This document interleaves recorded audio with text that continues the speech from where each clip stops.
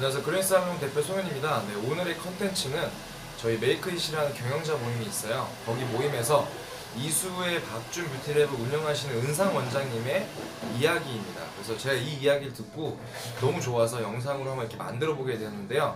사실 이 영상은 헤어 디자이너 분들 그리고 미용실 원장님들이 봐도 굉장히 좋은 영상이고, 그리고 사업을 하시거나 뭔가 경영을 하시는 분들이 보셔도 굉장히 도움이 많이 될 수 있는 영상이라 한번 재밌게 보시고 한번 느껴보시면 되게 좋을 것 같습니다. 오늘도 한번 시작해 보겠습니다. 제가 잘 되는 순간부터 시작해서 한순간에 실수를 해서 매출이 안 좋아졌던 부분, 그래서 그 부분을 놓치게 된 계기에 대해서 말씀을 드리는 게 더 도움이 되지 않을까라는 생각에서 그렇게 준비를 해왔습니다. 어차피 다들 잘하고 계시니까 잘하는 거에 대해서는 더 이상 말할 필요는 없을 거라 생각을 하고요. 제가 잘 안 됐던 부분, 잘 해오다가 어떠한 계기로 인해서 잘 안 됐던 부분들이 앞으로 계속 미용실을 확장을 해 나가시든 계속 이제 번창을 해 나가실 때에 조금이라도 좀 도움이 되었으면 하는 바람에 준비를 해온 것 같아요. 제일 중요한 게 그거였던 것 같아요. 이 정도만 하면 되지 않았을까? 이 정도만 하면 될 것 같아 라는 그 순간부터는 뭐 뭔가가 안 좋게 느껴졌더라도 정확하게 뭐 어떤 걸 해야 될지를 잘 모르는 그런 시기가 온 것 같았어요. 첫 번째가 하나가 매출에 가려진 고객 수, 그 다음에 객단가 속에 가려진 고객 수, 저는 이렇게 분류를 했습니다. 예전에 우산 효과라 그래서 왜 누군가 한 명이 이렇게 매출 되게 높게 올라가고 나면은 파생적으로 옆에 있는 디자이너들이 같이 올라오는 효과를 기대할 수 있거든요. 그런 효과 때문에 예전에는 누군가 한 명을 되게 매출을 되게 높게끔 만들어 주려고 되게 포지션을 잡아서 그렇게 영업을 했던 것 같아요. 그래서 그게 되게 잘 됐었거든요. 실질적으로 그 당시에는. 그래서 모든 직원들이 따라 올라가고 이렇게 매출들이 막 전체적으로 다 같이 상향으로 포지션이 이렇게 올라오는 그런 시대? 뭐 그런 시기가 있었던 것 같았어요. 근데 이게 그렇게 차다고 막 올라가다 보니까 고객이 당연히 넘쳐날 수밖에 없죠, 이렇게. 근데 당연히 이게 그러다 보니까 직원들은 고객을 받는 거에 대해서 조금씩은 이제 싫어하기 시작하고, 저 역시도 똑같은 포지션 잡았던 게 고객이 너무 많다 보니까 일정한 고객들은 좀 떨어져 나가도 상관없을 것 같아 라는 저도 그런 포지션이 있었던 것 같아요. 그러다가 보니까 조금씩 그런 포지션 하면 고객이 떨어져 나가기 시작하고 매출을 유지하려고 그러면 당연히 객단가가 올라가게 해야 되는 현상을 가지게 되는데, 저는 그 객단가가 올라가는 것들에 대해서 그 당시도 그렇고 지금도 그렇지만 어쨌든 되게 긍정적인 효과로 봐왔던 것 같아요. 근데 이게 그때 간과했던 게 뭐냐면은 어느 정도의 적당한 고객 수라는 게 있는데 그 고객 수를 체크를 못한 거였죠. 그 고객 수가 밑으로 더 떨어졌을 때는 이게 객단가를 아무리 해도 시기적인 로테이션에 맞지가 않기 때문에 계속해서 매장의 매출이 조금씩 내려온다는 게 뒤에 가서 보고 알았던 것 같아요. 그래서 작년도에 매출하고 그 재작년도에 매출하고 올해 매출들을 비교 분석해 봤을 때 고객 수가 어마어마하게 감소했다는 것들을 그때 좀 많이 알았던 것 같아요. 그래서 고객에 대한 부분에 대해서 관리가 굉장히 좀 많이 소홀했던 부분도 있었고, 고객에 대해서 좀 미처 어느 정도까지는 유지를 해야 된다라는 부분들을 좀 잊었던 부분들이 컸던 것 같아요. 그래서 저도 뭐 계속해서 다들 하시겠지만은 어느 정도 고객 수가 올라오게 되면은 자연스럽게 고객을 이렇게 어느 정도 정리를 할 수밖에 없는 거고, 그 정리를 할 때에 고객의 수의 포지션을 받으시 기억을 해두시는 것도 제가 볼 때는 굉장히 좋지 않을까라는 생각이 듭니다. 왜냐면은 직원들은 고객 수가 떨어지게 되면은 올릴 수 있는 범위는 오직 객단가 하나밖에 없기 때문에 그게 더 무리하게 객단가가 올라가게 되는데, 저희는 당연히 그렇게 하는 디자이너들은 영업을 정말 잘하는 디자이너로 또 칭송하게 했던 또 그런 시기가 있었거든요. 근데 이게 계속 결국은 지나다 보면은 결국 고객이 없게 되면은 매출은 당연히 떨어질 수밖에 없다. 이 부분은 저는 제일 요즘에 크게 좀 느꼈던 부분 중에 하나고요. 두 번째는 이제 저희 매장도 매출이 그렇게 적게 한 편은 아니었거든요. 실질적으로 한 디자이너 5, 평균적으로 많으면 6명. 저도 그 당시에 일을 잘 안 했던 부분이었으니까 연 매출이 그러다 10억 원 좀 넘었던 것 같아요. 호황기라 그러죠. 그때는 눈에 뵈는 것도 없었던 것 같아요. 네, 제가 제일 잘난 줄 알았던 그런 시대가 있었던 것 같아요. 근데 매출이 없다 보니까 뭘 또 하나 빠뜨렸냐면은 직원들의 교육이었어요. 예. 직원들의 교육을 일반적인 그냥 재료상을 불러서 이런 교육이 아닌 지금과 같은 좀 외부에 있는 좀 유명하신 분들이라든가 좀 핫한 분들을 좀 모시고 계속 트렌드에 관련된 부분들을 직원들은 자꾸 이렇게 좀 해줘야지 직원들도 눈이 자꾸 열리고 이렇게 된다는 걸 느꼈는데, 직원들은 계속해서 내가 고객들을 알아서 찾아오고 계속해서 해왔던 고객들이기 때문에 자기가 뭐를 정말 잘한다고 생각을 하고, 그런 생각들이 되게 가면 갈수록 되게 강하게 박혀 있더라고요.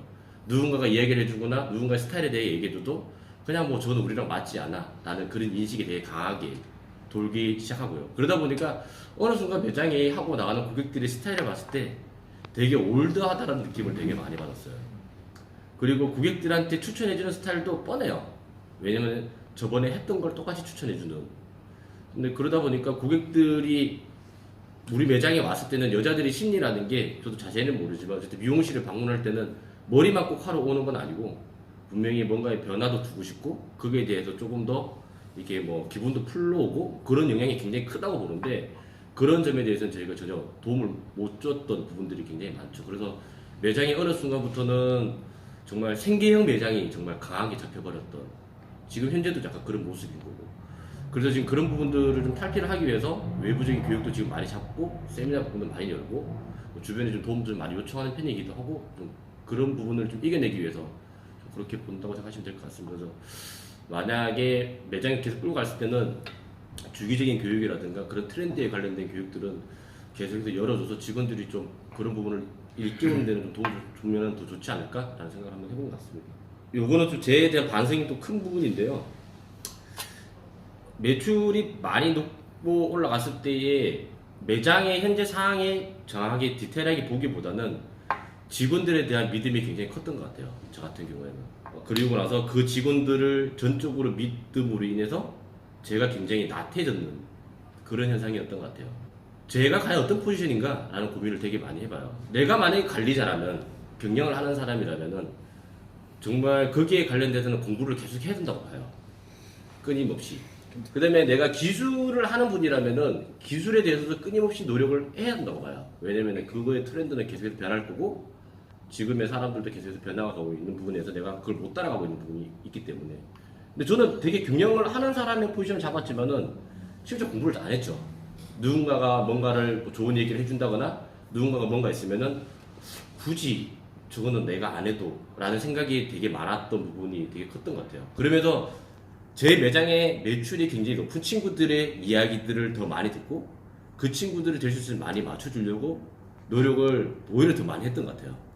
근데 거기에 대한 리스크는 뭐 말을 안 해도 더 잘 알지만은 좋은 현상은 별로 없었던 것 같아요. 물론 그 전에 좋은 현상이 나왔지만은 이걸 전적으로 모든 경영 포지션을 잡는 거는 아니라고 보는 거죠. 어느 적정한 선까지 만들어서 가는 것까지는 굉장히 좋은 효과를 가지는데, 그 효과를 가지고 난 이후부터는 저도 경영 공부를 계속해서 그 친구들 더 끌고 올 수 있는 그걸 만들어 줬었어야 되는데, 제가 나태함이라고 느끼는 부분들은 그런 거를 전혀 안 했던 부분들이었던 것 같아요. 아무래도 디자인의 업무 능력 많이 믿었던 것 같아요. 너무 매출이 많이 높다 보니까 그 친구들에 대한 객단가를 높이는 부분에 대해서 잘하거나 이러면은 너 정말 잘하는 것 같아. 그리고 그 친구가 하는 부분에서는 아무래도 스태프들이라든가 이런 부분들을 더 많이 지원을 해주다 보니까 매장 내 시스템이라든가 이런 부분들이 굉장히 비현실적이. 근데 그 당시에는 매출이 높으니까 이게 당연히 맞다고 생각을 해버리니까 굉장히 일에 대한 효율성도 오히려 더 떨어지는 부분들도 많았던 것 같고, 근데 그게 오랜 시간 동안 인이 박힌 상태 내에서 다시 고쳐가려고 그러니까 다시 또 이걸 다 뜯어내지 않으면 안 되는 부분이라서 그만큼 들였던 시간만큼 지금 저도 다시 좀 드리고 있는 부분이 있겠지만은 좀 어쨌든 그런 부분들이 많이 느끼는 것 같아요. 그래서 저도 뭐 나중에 원래 보통 매장 한두 개까지는 어쨌든 원장님들이 대부분 다 관리를 하시기 때문에 큰 어려움은 없다고 봐요. 근데 매장이 좀 5-6개 좀 많이 확장이 되면 될수록 이런 식의 저처럼 뭐 누군가의 직원을 믿을 수밖에 없고, 분명히 그런 포지션이 나온다 생각은 해요. 그때 나올 때는 이런 부분들도 좀 한번 기억을 해주셔서 다시 한번 더 이렇게 가는 방향을 찾으시면 더 낫지 않을까 싶은 생각입니다. 계속 공부하시는 거 보면서 좀 많이 느꼈던 것 같아요. 그걸 또 해서 다시 또 내 직원들한테 혹은 내 매장에 계속 대입을 해서 끌고 갈 수 있는 그런 부분들, 그런 게 참 좋았던 것 같아요. 그래서 그런 부분들도 많이 필요하지 않나 라는 생각합니다. 이제 마지막인데요, 직원들도 오랫동안 같이 지내다 보니까 되게 익숙해져 버리더라고요. 저에 대해서 너무 잘 알고 있고, 제 매장에 대해서 너무 잘 알고 있고, 고객에 대해서 너무 잘 알아버리니까 미용하는 일에 대한 텐션이 진짜 많이 없어지더라고요. 되게 편안하게 일을 하는 조직은 돼버리더라고요. 근데 때로는 텐션감이라는 게 굉장히 많이 필요하다고 보는데 그런 것들이 굉장히 좀 많이 없어진 것 같다는 생각은 많이 들었어요. 근데 이거는 오너들이 잡아줄 수밖에 없는 거거든요. 긴장감을 다시 심어줄 수 있는 것들. 근데 저는 이제 그게 못했던 거죠. 실질적으로. 이걸 체크를 못 받던 것 같아요. 근데 지금 생각해보면 누군가 그때 얘기했었는데 외부에 있는 직원을 뽑아서 다시 텐션감을 심어줄 수 있는 부분도 분명히 있다고 보거든요. 교육이나 이런 외부적인 누군가를 통해서 다시 텐션감을 심어줄 수 있다고 보는 부분인데 저는 이게 너무 좀 폐쇄적이었던 느낌이 좀 강했죠. 왜냐면 우리끼리만 해도 잘 되고 있으니까 굳이 라는 그런 부분들이 요즘에는 조금 그런 부분들을 좀 생각하는 것 같아요. 예. 오늘 제가 반성의 이유를 하는 이유는 다른 게 아니라 반성이라보다는 제가 오늘 했던 이야기들을 제 매장에 지금 다시 반대로 지금 하고 있는 상황이거든요. 말 그대로. 폐쇄적인 부분을 좀 더 많이 열어놓으려고 해서 외부의 세미나라든가 이런 걸 또 많이 하고 있는 부분들이고, 그 다음에 직원들의 한 명한테 지금 이렇게 힘을 실어주기보다는 전체적으로 지금 같이 밸런스를 좀 맞춰가기 위해서 지금 하고 있는 부분들이고요. 그래서 저도 여기 계신 분들이 다 뭐 똑같은 부분이지만은 잘 됐으면 하는 바람이 제일 크고요. 예. 저처럼 아프지 말았으면 하는 부분들이 있고요. 몸이요? 몸이요? 제가 준비한 세미나는 뭐 이 정도 됐나요? 더 되나요? 앞으로의 목표가 뭐세요? 목표요? 네. 목표는 예전에 영광을 다 찾고 싶죠. 옛날에 했던 그 영광을 찾고 싶고 할 수 있습니다. 해야죠. 화이팅! 목표를 너무 높게 잡으면 이렇게 안 하더라고요.